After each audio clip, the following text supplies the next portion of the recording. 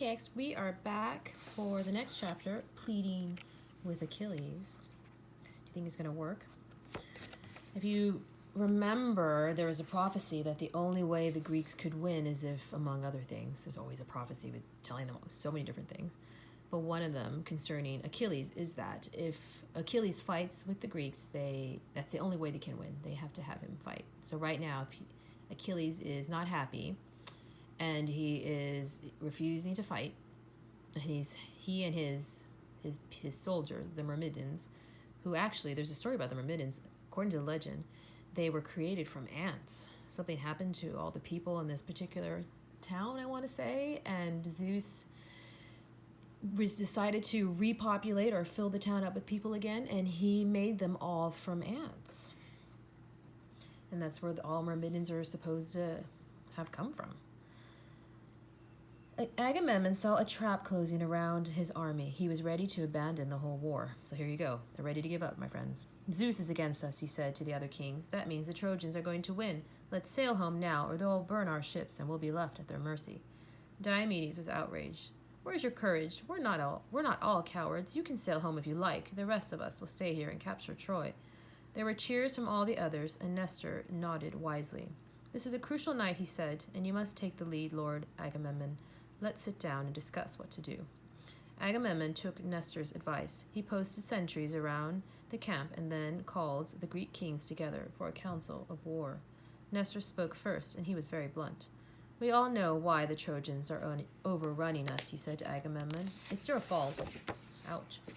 For snatching Briseis away from Achilles. He's our best warrior, and we'll never win without him. You have to apologize for what you did and send peace offerings. You're right, Agamemnon said ruefully. I must have been out of my mind to quarrel with him. If he agrees to join us again, I'll send Briseis straight back to him with a heap of treasure. And when we get home, I'll give him 7 fine towns. Can you imagine? The whole towns. And let him choose one of my daughters as his wife. Nestor nodded. That's very generous. Let's send Odysseus and Ajax to tell Achilles what you've said. He knew that if anyone could persuade Achilles, it would be Diomedes. Right?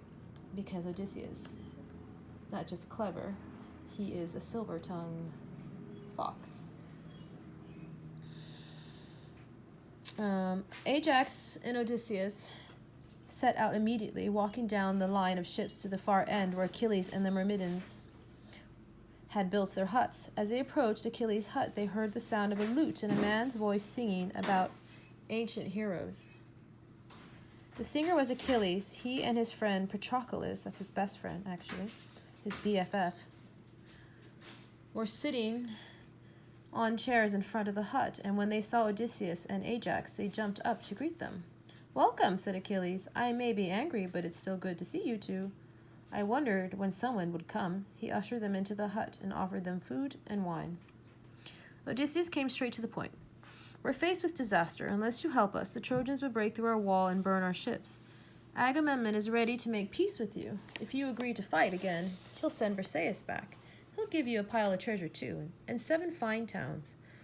7. That's a good connection to the number 7, KX. And you can marry whichever of his daughters you like. I'm not interested in Agamemnon's daughters, Achilles said, angrily, or his treasure. When he stole Briseis, he insulted me. Why should I risk being killed to rescue his brother's wife? How can you be so arrogant, said Ajax. Don't you care about the Greek soldiers? You know they idolize you. Of course I care, Achilles said, but I can't forgive Agamemnon. Go back and tell him that I won't fight, not unless Hector burns the Greek ships and fights his way to the door of my hut. In fact, I'm thinking of sailing home tomorrow. Odysseus and Ajax could see that they were never going to persuade Achilles. Unhappily, they walked back along the shore to Agamemnon's hut. When he saw them coming, he jumped up. Well, he said eagerly, what did Achilles say? Odysseus shook his head. He won't change his mind. Whatever you offer him. He's threatening to leave us and sail back to Greece. Which is to say, he's going to take his ball and go home, right, KX? Don't waste any more time thinking about him. Let's go and sleep. We need to be ready for the fight tomorrow. You know what? That was such a short chapter. Let's read the next one. Spies. Agamemnon knew Odysseus was right, but even though he went to bed, he couldn't sleep. He tossed and turned, thinking about the campfires just beyond the wall. Was it really sensible to stay and fight? What would they do if the Trojans launched a night attack? Wouldn't it be easier to hurry aboard their ships and sail away while they still had the chance? At last he dressed and went outside to wander around the camp. He checked the sentries and then called the other leaders together for a midnight council. They gathered outside on the very spot where the Trojans had turned back the evening before.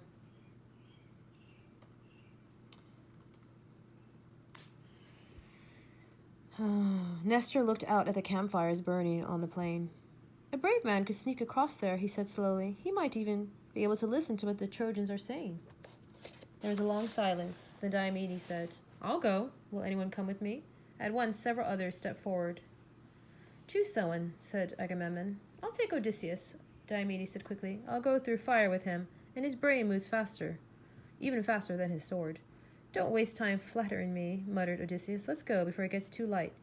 Before they went, they disguised themselves in borrowed helmets. Odysseus wore ones belonging to Meriones, decorated with boar's tusks, and Diomedes pulled on a young warrior's leather skull cap. Then, like lions slinking through the darkness, they crept across the plain, picking their way among the bodies.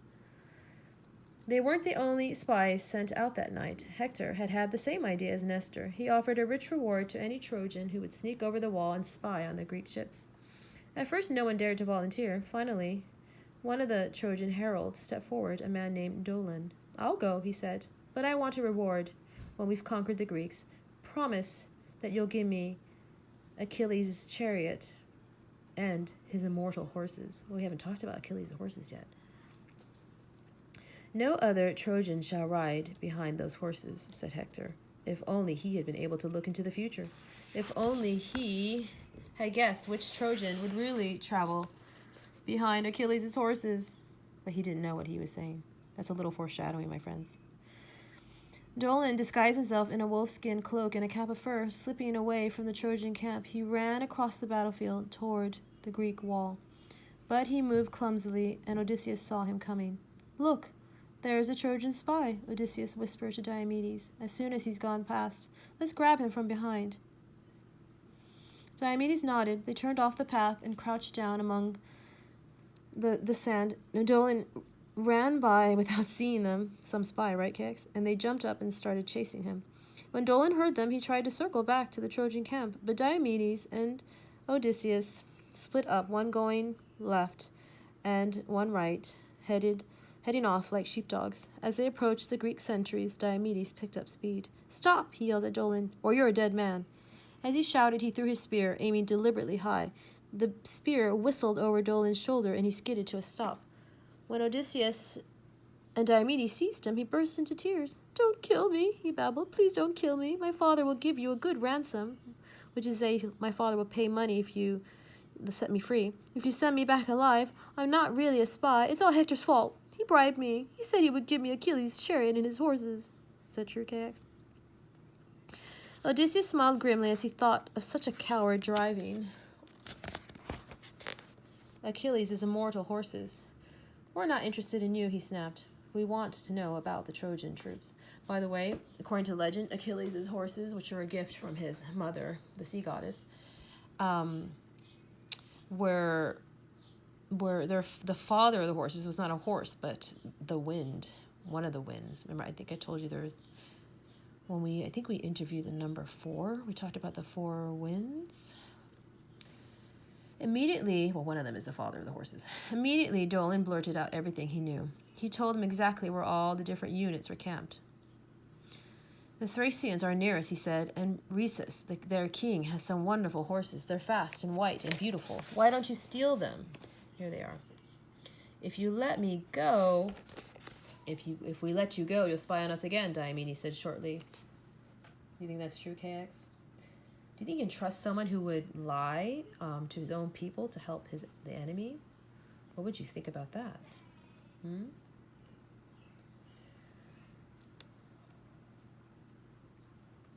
If we let you go, you'll spy on us again, Diomedes said shortly. There's only one way to stop you making trouble. And at that point, he kills Dolon. Diomedes and Odysseus then stripped off Dolon's armor and hid it in a bush. Then they crept on toward the Trojan camp. So it appears that Diomedes and Odysseus came to the same conclusion that you probably can't trust someone who would betray or lie to his own people to help the enemy, right? Then they crept on toward the Trojan camp. Everything was exactly as Dolan had described. The Thracians were sleeping peacefully beside their horses. As Odysseus and Diomedes lifted their swords, King Rhesus was in the middle of a nightmare about Diomedes. He woke up suddenly and found that his dream was true. The nightmare figure was there, looming over him. A second later, he was dead. Odysseus ran to untie the horses, and Diomedes moved through the camp. And then they kill a lot of the Thracians as they're sleeping. By the time Odysseus whistled, he knew that he was ready. He and Diomedes leaped onto 2 of the horses and galloped away across the plain, taking the others with them. They left just in time. As they rode away, the rest of the Thracians woke up. They stared around in sadness at their dead friends in the empty space where the horses had been. Odysseus and Diomedes paused for a second to snatch up Dolan's armor and then galloped furiously toward the ship. Before the first light of dawn, they had reached the earth wall, and the sentries were opening the gates to let them through.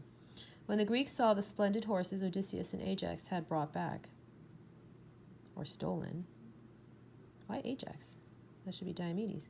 They were filled with new confidence. All at once, they were eager to fight the Trojans again. Look, even books make mistakes, right, KX? We know who were the spies. It wasn't Odysseus and Ajax. Oops.